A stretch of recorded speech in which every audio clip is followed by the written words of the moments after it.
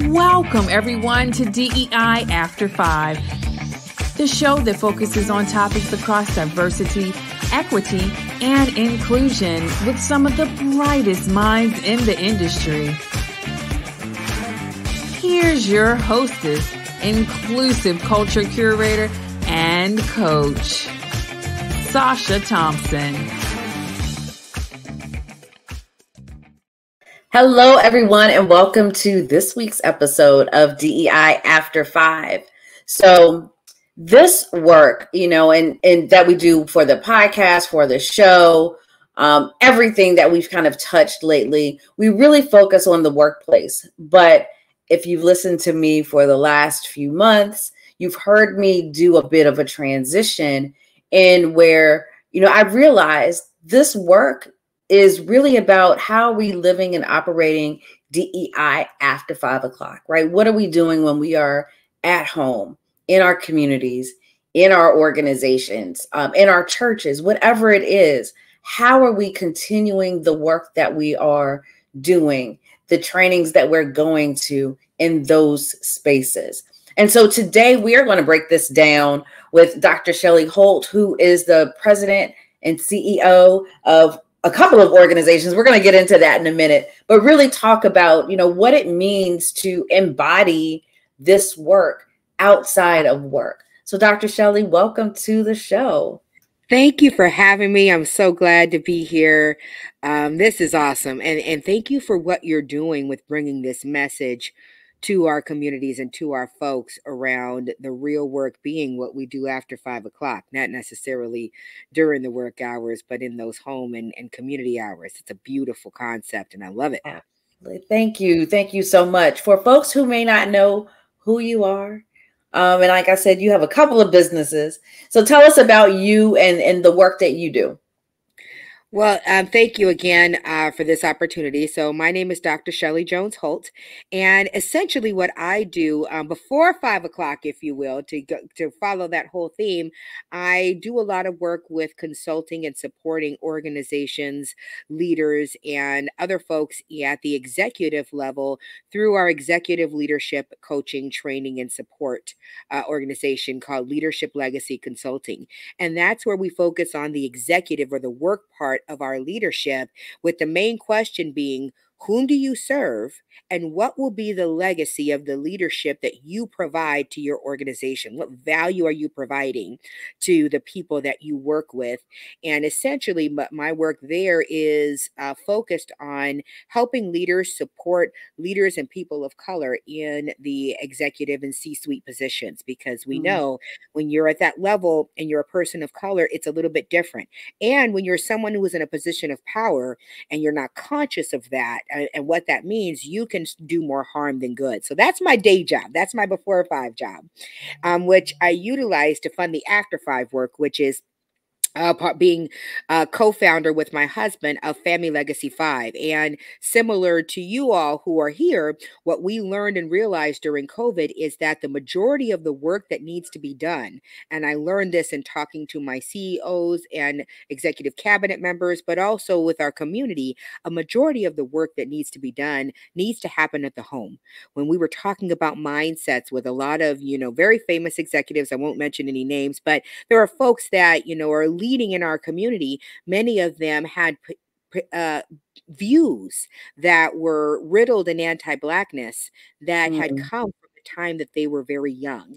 And so what we realized is that this work needs to also happen at home, which is when we created the 5 pillars of courageous family leadership and talked to folks about how do you lead your family first. That is your first business, and how you do so with intentionality around being intentionally anti-racist and culturally proficient as you raise your kids and community, so that what we like to say when we started this is you can either raise intentional anti-racist or accidental racist. And we all know what that looks like. And so you can either be very intentional with this work, and we want to help folks be able to do that. And so it just completely embodies of what you've been talking about with this whole idea of the work work we do before 5 is important, but the work we do after 5 in our homes and communities, that's the critical world-changing work that needs to happen. So that's what I do. Absolutely. Yeah, I love it. I love it. And it's interesting because so many people go through these trainings and workshops at work, and we already know many of them are superficial. We already know many of them are just checking a box to say, yep, we offered this training. But for those that actually want to be intentional, that is one of my favorite words, be intentional in doing this work. How many take those learnings and lessons home, right? Yes. And so that's kind of where I've been pushing back on people quite a bit. It's how are you having these conversations at the kitchen table or at the dining table, right? How are you building a more inclusive home place, right? When you are having these conversations, are you creating psychological safety within your homes? Because if you're children or you're the elders, because again, sandwich generations, right, don't feel that they are valued or seen or heard or connected at home, that's going to manifest in how you lead in the workplace. It is. And so I love the work that you all are doing because, again, it is not just about being intentional, but it is truly being introspective in how we are showing up in these spaces as well.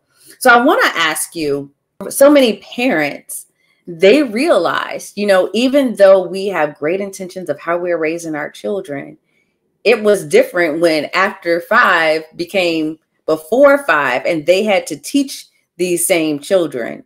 And they did not see, oh, wait a minute, there's no discipline here. My child's not sitting still.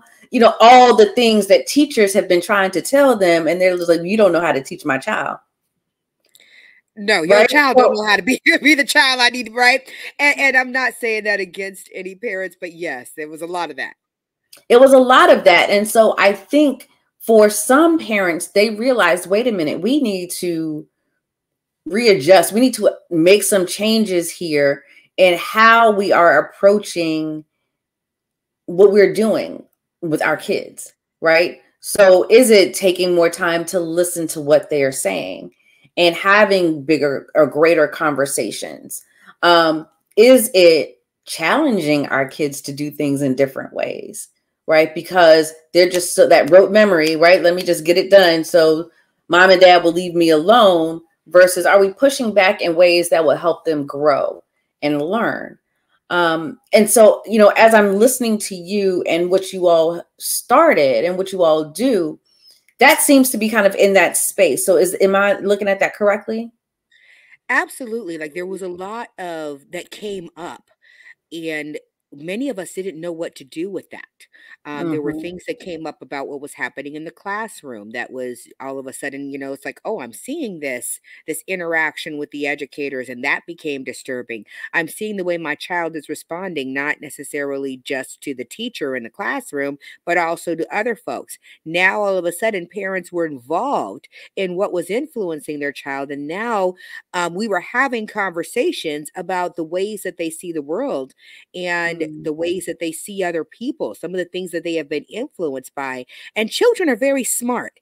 Having worked in the school system for over 25 years, part of my story is that I finished my time in the school system as superintendent of the 14th largest district here in the state of Michigan. And in every one of those positions, as I elevated, I got to see firsthand the results of people's parenting. But during COVID, it became clear that there was this disconnect that really has always existed between schools and homes. And now it was just all of a sudden smushed together. And parents got to see a different side of their children. Their children got to see a different side of their parents and educators. Like it was all of us getting very intimate with one another. And one of the things that you mentioned earlier, and I want to bring some attention to, which was a pearl of wisdom, if you will, was around creating safe space. You see, kids know what it is that their parents do and do not want to hear about and talk about. And I was guilty of that as well. My kids knew that I wanted them to hear about grades. I want to hear about what you're doing. I don't want to hear none of that nonsense. I'm not interested in all of that. Do that mess with your friends, right? But then I started getting into it, like, wait a minute, well, what are you doing with your friends? Because y'all not doing the same stuff that I used to be doing. You're not engaging in the same ways. This whole, having these little devices that, they're in touch with the world on was not something that we had, coming up. I would have loved to have been doing COVID when all I had was a radio and a corded telephone. And, my biggest concern was coming and being able to push play and record at the same time when my song came on. Right? Remember that? That was our biggest worry, right? Now I got to figure out who in the world is coming at my child over the phone and what are they talking about? And then remember, we also went through a midterm election during COVID. We had like all kinds of things where our kids were being exposed. And one of the things that many parents didn't know how to do was to create safe space to talk about things that maybe our kids know we don't agree with. What if they know there might be some racism or anti-racism or anti-Blackness in the minds of the parents simply based on the jokes they hear, some of the things that they've said. And now I might be hearing some things out of my child. I heard, quite a bit out of my middle son that had me going, oh, wait a minute. I need to correct some of these views that you're picking up because I picked up on some anger and some frustration towards those who identify as white from my own child. That I was like, whoa, I want to make sure, two wrongs have never made a right. So let's, address some of these things. But creating that safe space became a critical thing that we realized was not as easy. Some parents didn't know how to do. Some parents didn't want to do. And so that's a key thing when we think about the after 5 space as parents and community leaders with our children and our community members is how do you create safe space for folks to disagree with you, especially as you hold the power in the home or the relationships. Like, can my daughter come to me and talk to me about whether it's sexuality, whether it's views about people? Like, my daughter was in this goth thing. We're in the black and all of that. And she thought I was going to be upset about it. I'm like, baby, that's a style. I don't care what color you wear. If you want to wear black with pastel blue, work it, add some chains around, that's fine, but we're not piercing anything. Like, let's be clear, you're still 11, 12, but you want to wear the boots with the little, let's make it cute though. And all of a sudden she realized, like, I thought you were going to be upset with this, but actually I'm into whatever it is you're into. And so we discovered that, but only because I intentionally created safe space. Once I realized it wasn't there, my husband and I were very intentional about, we need to make sure our kids can talk to us about anything. I don't want them going out in the world for the questions. I want them to come here. And so every family needs to look at, how do I do that? Whether it's around the dinner table, whether it's around books you read, whether it's around music, what are the ways that you all can interact and connect with each other so that you create that space where some of those issues can come up because they're now comfortable with who you are and able to say, Mom, I disagree with the way you're thinking about that. And many families, especially when it got political, didn't know how to do that. They realized their children thought different. They didn't know how to have that engagement. So that's a key piece to this work, is thinking about how you're creating that space for folks to disagree with you. You can have your views, but if nobody else can talk to you, what use are you to the community? Right. And it's interesting because, a couple of things came up for me as you were speaking. So many people shut down these conversations because they don't know how to have those conversations, right? It was, oh, my parents didn't speak about this, so therefore I won't. But a lot of that is based in fear because they don't even know how to have an opinion in those spaces, or they just aren't educated enough in those spaces. And so that is an opportunity to learn and grow and model that learning behavior. Because what you're saying with your daughter, I love that example, is like, I will be there with you to explore, right? And you may say, this is who I am, or just as any other 11 and 12-year-old girl, 2 years from now was going to be like, oh my gosh, I can't believe I went through that. right? Amen. That's exactly where she is now. She's like, oh my gosh, I can't believe I did that. Now she's all into, rainbows and unicorns and, being this, beautifully free spirited young lady. But I mean, it started out black and goth. Now she's wearing, every color under the rainbow. And then next month it might be something different. Something different. And I think that parents need to not be afraid to explore with their child. You don't have to have all of the answers, right? And so there's this opportunity to learn. And that is what I see that happens in the workplace, or should be happening in the workplace, but then also vice versa. I had someone on the show not too long ago who said, a grandmother who's homophobic, but then finds out their grandchild is gay, is not going to go to a training at work. Right? They're going to have conversations. They're going to do the research that they need to do. Right? And it may be some cognitive dissonance. There may be some discomfort, but that love is going to supersede all of that, hopefully. Right? In a way where that grandmother opens up to want to learn, because they still want to have that connection with their grandchild.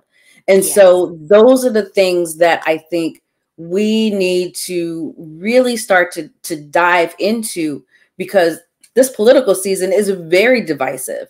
And a lot of it is based in fear. A lot of it is based in us versus them.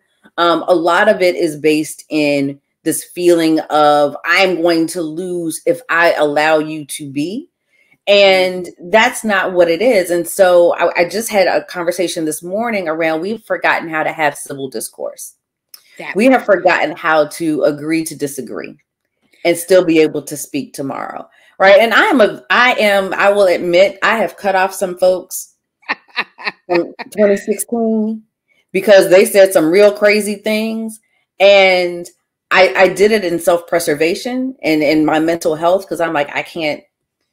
No, what you're saying is totally against who I am. And so I had to do that. But at the same time, I have had to learn how to build the skills of two parts to this, having that civil discourse, but also being mindful of my mental health. And when I need to say, you know what, we're just going to agree to disagree and letting it go. Right. You know what? That is, girl. I mean, and that's, so there's a couple things that really sparked me by what you were saying. Is one, it's this idea that we have in our communities, and conquered and oppressed communities are more susceptible to be victimized by this mentality in a more dangerous way for ourselves, whereas dominant communities can be susceptible to what I'm about to talk about in a way that is mostly harmful to conquered and oppressed communities. And it's this idea of this zero-sum game, in that, if I win, that means you lose. Or if you win, that means I lose. Whereas most people who are successful, who are wealth gatherers, they believe that it is possible for everyone to be successful. They believe that giving away information and communicating and partnering with people is the way to become successful. It is the people who are poor and who are without, or who have come up in a way that may not have taken advantage of what those needs are, or shifted their ideology, that believe that if I win, that means you have to lose. And these are folks who usually don't maintain their wealth, because they don't understand that in order for if I win, you can win too. And if you win and I win, that means we might be able to bring somebody else in to win, and somebody else in to win, and somebody else in to win. And that brings me to my second point, which is part of the way that we can start to get rid and get through some of those challenges with fear and embarrassment and not knowing, is we need to spend some time in community learning together. And that was another big thing that happened with our family during COVID. Is my husband and I, all of a sudden, we saw the stock market was doing some things. Now, he didn't know, nothing from Shinola about it. Neither did I. But we were both sitting at home watching TV, getting on the internet. It was like, well, let's, sign up for this, $29 course to learn a little bit about the stock market, get a little investment account. Like, things are going crazy. There's definitely money to be made. I mean, anytime you see oil at a negative amount, just saying, it's time to figure. I knew that there was a possibility of money happening there. So we actually invested in the Black Business School with Dr. Boyce Watkins. We invested in a Mm, few stocks courses, and we started to learn together, not just he and I, but as an entire family. And what mm, that did is, especially for me sitting where I sit in the family hierarchy, it helped everyone see that mommy's also a learner. Yes, I'm a doctor and I have all these positions and all those things, but there's also things I don't know. And so let me yeah, jump into the place of learner right alongside you so you can see me productively struggle with information and go, okay, wait a minute, I don't get that. yeah, And that was so powerful because it opened the door for us as a family to realize learning is something we all do and we all yeah, struggle with in different ways. We talked about ways that we learn best, ways that we were frustrated. And this is all learning that was happening after 5. So this was after they had done all their courses online with all the other folks. It was like, either we were going Netflix, binge something else, which it was at a point where it's like, I don't even want to see that in on my screen anymore. Love it, right. but tired of it. Or how can we get into some productive struggle together as a family? And learning about money, we got the green light system during that time for our kids so that we had a Mm, way to monitor chores. But we really did focus in on learning together and growing together and opening the door to learning about money. Because none of us really knew about the stock market, opened the door to learn in other ways, in other spaces and places. And so yeah, that's one way of just giving folks a little pearl of wisdom. It is that absolutely.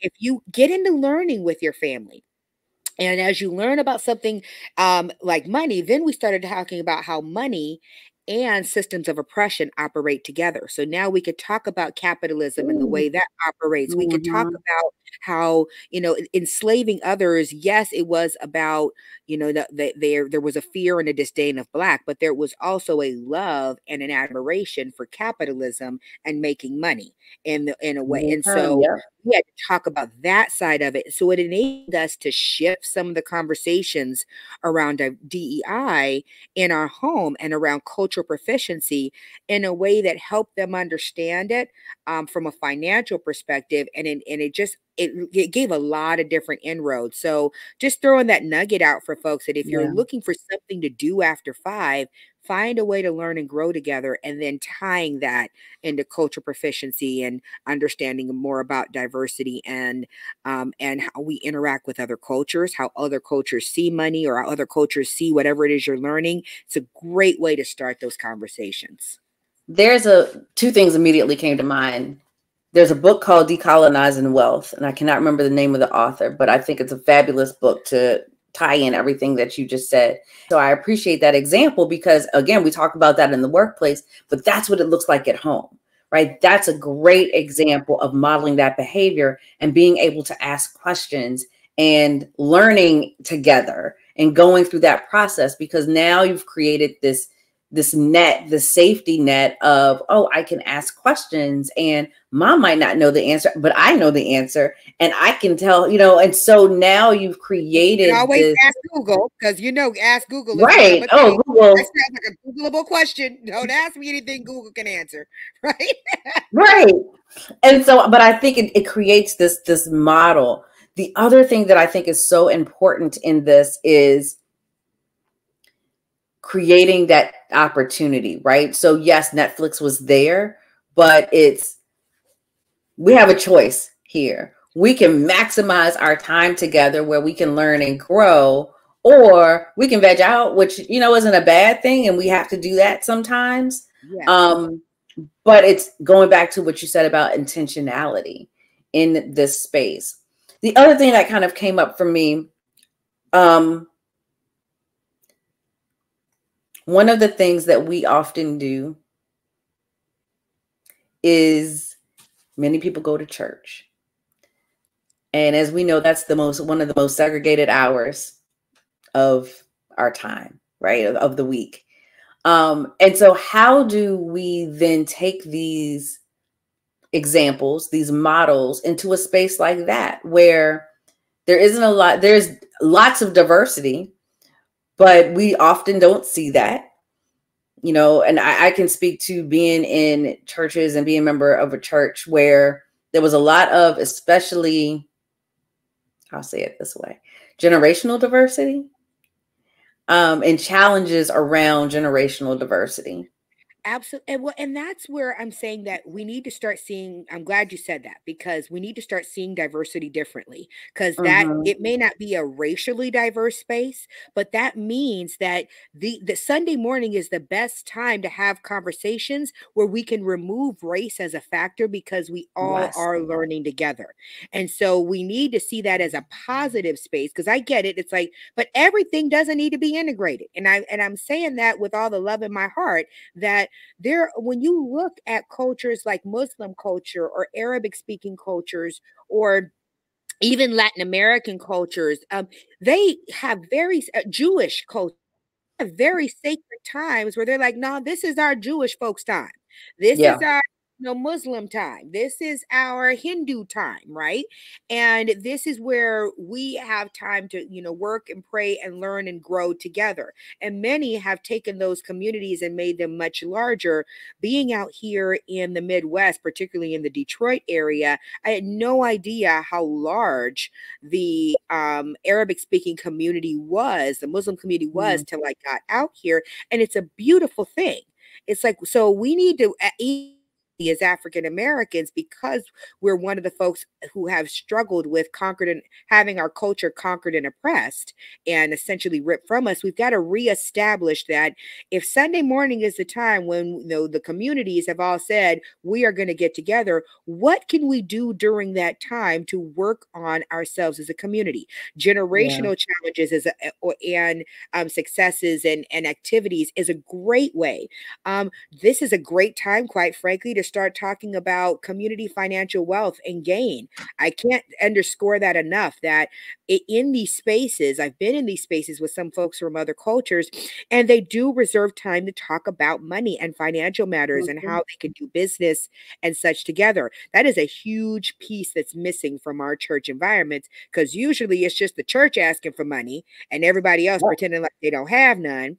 And not wanting to give it up. But in reality, this needs to be, if the churches would actually take on the role of being a space where we talk about money instead of begging for it, it might shift the way that things are happening within the community. And it could shift the amount of money that is available to go to the church. If we're practicing that 10% tithing, by creating spaces within the church community where we can generate and support one another from a wealth perspective. These are great times to pour into our children. All the kids are there. We beat into them in some cases that they need to get those devices and put those devices away. But now that we have the devices and we have their full undivided attention, what are we teaching them? And to say that a sermon isn't a great thing, but let's be honest, it's like, okay, I got a word of, encouragement and wisdom from the sermon, but for most of us at that age, it's boring. It's like, yeah, it's important information for you as an adult, but it's boring for me. Why aren't we taking that time and saying, all right, we're going to do a 6-week financial gain workshop with our young people and families, and then we're going to do a stocks workshop in the name of Jesus and in the name of Allah and everybody else. Then we're going to, focus on etiquette and, building communities and families, like have them actually be what we do at Family Legacy 5, which is seminars, courses, retreats, tours. We focus on the family as part of our nonprofit. That could be easily something that we do on those Sunday mornings and take advantage of that time in a way that builds up our communities. It's so, there's so much that can be done, right? And I'm just processing, this DEI After 5, because it is generational wealth and wealth building and estate planning that can happen. But then I'm also thinking about, especially in communities that have been marginalized in some way, right? When you look at the intersection of identity, disability is an area that's very rarely spoken about, but especially neurodiversity. Yes, but we are all impacted or going to be impacted at some point, right? I wear glasses now, but I mean, that's not to say that my sight won't ever just go away or my hearing won't ever go away as I age. And so we forget these things in our communities. And so we hear about them at work and we think about compliance at work, but we don't step back and think, oh, wait a minute, this is something that's happening in my day to day. I was speaking to someone the other day who, actually a client who was saying, you know, when you bought your house, did you think about growing old in your house? And I was like, and yeah. what that So might like, mean when you okay. got them 3 flights of stairs.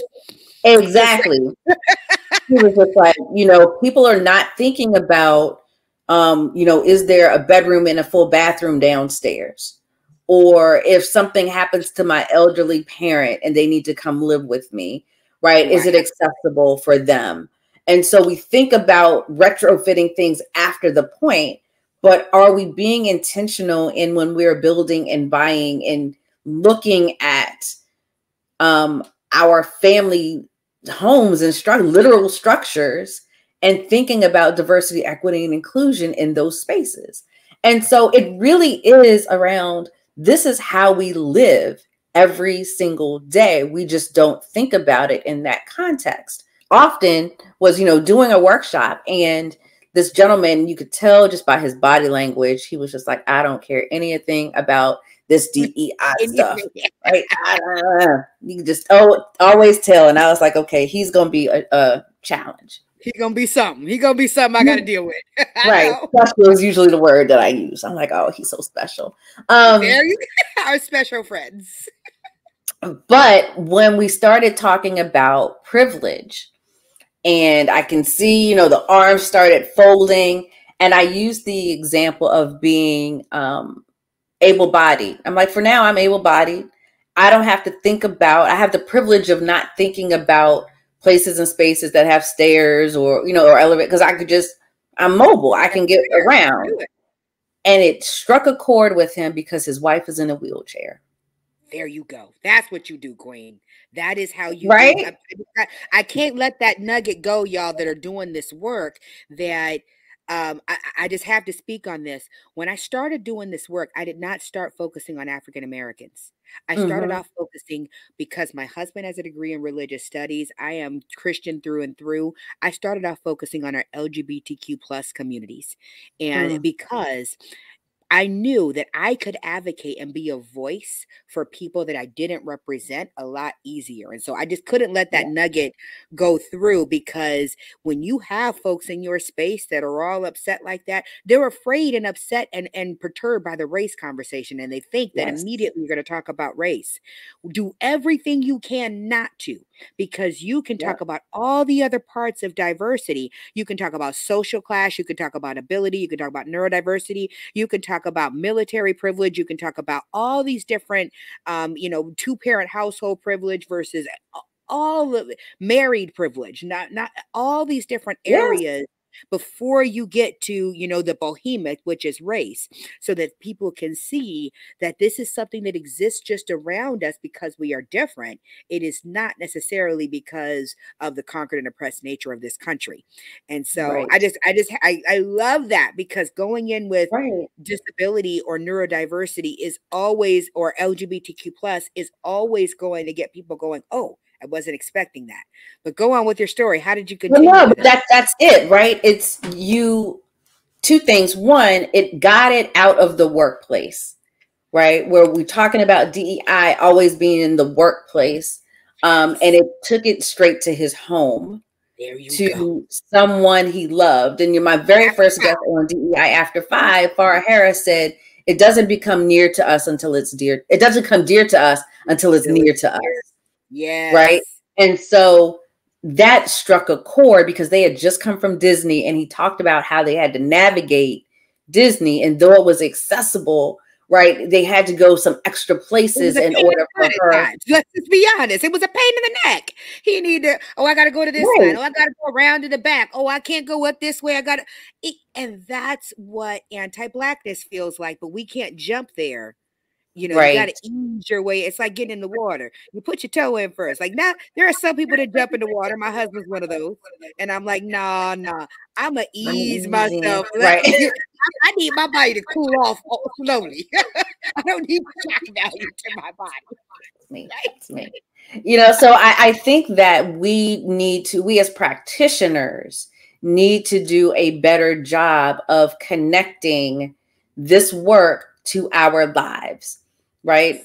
And I'm going to leave with this one thought, because this is the one, and I've said it on the show a million times, right? It baffles my mind how the governor of Texas, Greg Abbott, is anti-DEI while sitting in a wheelchair married to a Latina.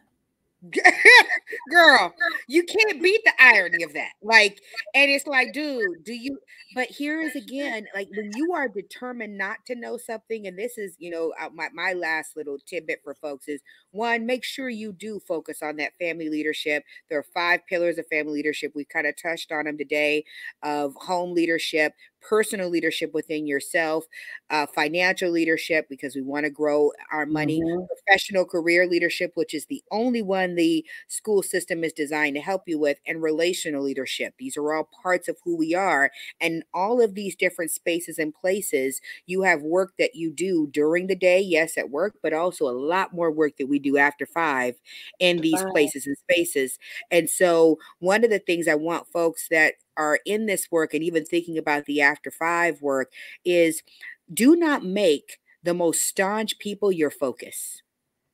Yes, that is not healthy for you. Don't go chasing down your 90-something-year-old grandma who was born during the Depression and hates all Asian people with a passion because her husband died in the Korean War or something like that. Like, that's not the person you want to start with and base your work on changing. Like, that person there may be more hurt there may be more situations, and so you're not going to change everybody, but you can change somebody.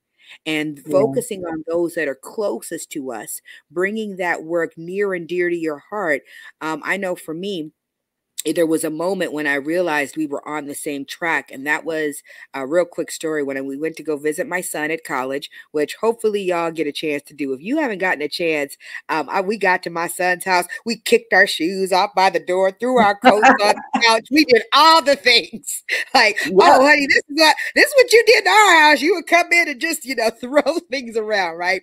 So we sat down, turned on his Netflix. I'm gonna turn on all the lights in the house to sit in one room, right? Yeah. And so after we had our fun, he goes on to school and we open up his Netflix account. So I open up my teenage son at Tuskegee University's Netflix account and I see Queer Eye for the Straight Guy. I see whatever the other, RuPaul's Drag Race, and I see all these shows about LGBTQ plus, and I'm sitting there with, my husband, and I'm going, oh Lord, like we're sitting there like, okay, like what's this gonna mean? So all afternoon, as much of the DEI champion as I am, trust me, it hits a little different when you start to get home. We found out our daughter was lesbian, so we're like, okay, do we have to go through this again? All right, let's see how we're gonna do this, right? So we're getting ready. He comes in from school a few hours later, so we've had some time to stew. My husband's told me, how I'm going to interact appropriately and all the things. We've rehearsed it. None of that worked, by the way. The minute he walked in the door, I was like, boy, I need you to tell me what's on this TV. Is there something you don't want to tell me? And so he starts busting up laughing. And he's like, Mom, this girl that I'm dating, she comes from transgender parents. And so I'm about to... And I was doing some research. He's like, because I don't really know about transgender culture. So I figured I should do some research and I want to learn a bit more. And that's why I was watching the shows. That moment right there. And I pray that every parent, every family member, every person has that moment when you realize I'm doing a good job, because this is the grandson of someone who was about as homophobic as they come. And if we can change the views of our children, of people who are different, in a matter of a generation, imagine what's possible in our communities. Imagine what's possible for the world that we can leave our kids. And so I want to encourage everyone to start wherever you are, move as fast or as slow as you need to. Begin by creating that safe space for folks to have conversations, and focus on the work that you can do within the 5 pillars of courageous family leadership, because courageous leadership starts at home.